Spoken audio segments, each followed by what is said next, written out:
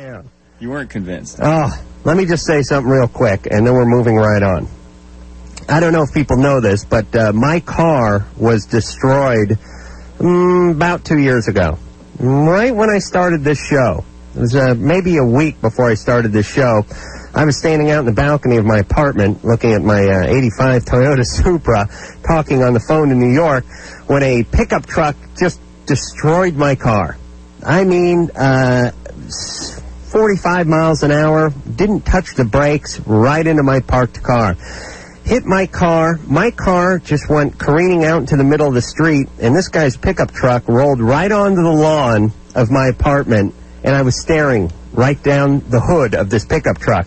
I was on a balcony that was about 4 feet off the ground. The first floor of this apartment wasn't down on the street level, but I was real close to the ground, and I was just watching this whole thing unfurl.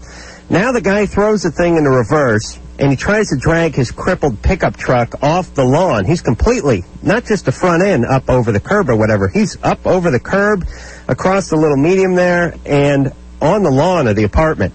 And he throws the thing in reverse, and he's trying to drag the truck off the lawn and get going down the street. This guy's alive after hitting it. Yeah. So he's driving a big, full-size Ford, like F-250 pickup, brand new. My car is completely accordion. Okay. He throws the thing in. Now, I'm sort of toying with the idea of jumping off the balcony and, like, onto the hood of the car in one of those great Mannix or Starsky and Hutch maneuvers I've been watching for a long time. By the way, jumping on hoods of cars, I think, is only something that works on TV. I'm sure I would go rolling off before the guy even pulled out onto the street. And then I'm thinking, this guy's drunk. He's probably got a shotgun rack, you know. What the hell am I doing? I will wait until he pulls away, and I will catch his driver's license plate. But this guy's car is so effed up, he's not going anywhere. So he throws it in reverse. He's dragging. This is 1 in the morning. He's dragging the car back onto the street. One tire's completely blown out. I mean, it's just down to the rim. The fender's completely caved in, and he's now taking off down the street with one front tire that's inflated, and then the other one he's driving on a rim. And he's making a god-awful noise, and people are coming out to the street, so on and so forth. Anyway, somebody hops in their car, and the guy abandons the truck about a mile down the road and takes off on foot. They pull the registration from the car, so on and so forth, and get the guy's name and get this thing basically straightened out. Now, I don't have insurance. I only have the minimum coverage insurance. I don't have any kind of comprehensive, I guess it is. So my Supra, which is worth about $4,000, is completely demolished. My car, I needed to get a tow truck to get my car from the street back to the curb. That's how effed up it was. A tow truck to move my car about 8 feet back to where it was. It couldn't even, 5 guys couldn't even roll the thing back. It was so screwed up.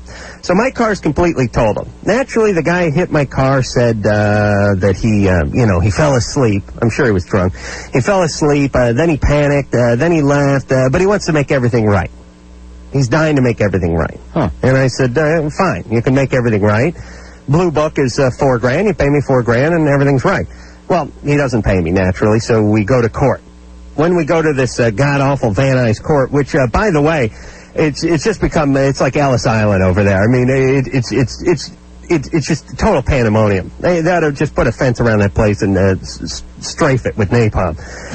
Lawyers and everybody, administrators and everybody. But the point is we go over to the Van Nuys, where I'm treated like a criminal for about 4 hours because I'm there, and anyone in the courtroom is a potential criminal unless you're wearing a 3-piece suit and carrying an attaché case. Then we go to the judge, and the judge says, hey, it's, Blue Book is $4,000. Do you agree to pay Mr. Carolla $4,000? And this a-hole says, no, Your Honor, I looked at the car, the next day, and the tires were bald, and so on and so forth, and it was not worth medium Blue Book. Oh, what did the judge say? Well, the judge said, well, you guys are going to have to sort of arbitrate and figure out what the car's worth in order to figure out what he owes you. And this is a hit and run, basically. This is a hit and run. It's a felony. So this guy's got the huevos, after destroying my car and fleeing, to sit in front of me and tell me $4,000 is too much. How about $3,500 for the Blue Book? I had a big pile of receipts under my arm, and I told the guy, listen, it's $4,000, and I will pull out these receipts, and I will pull out receipts for car tires that you said were bald that I bought 2 months ago, and I will humiliate you right now, right in front of this judge.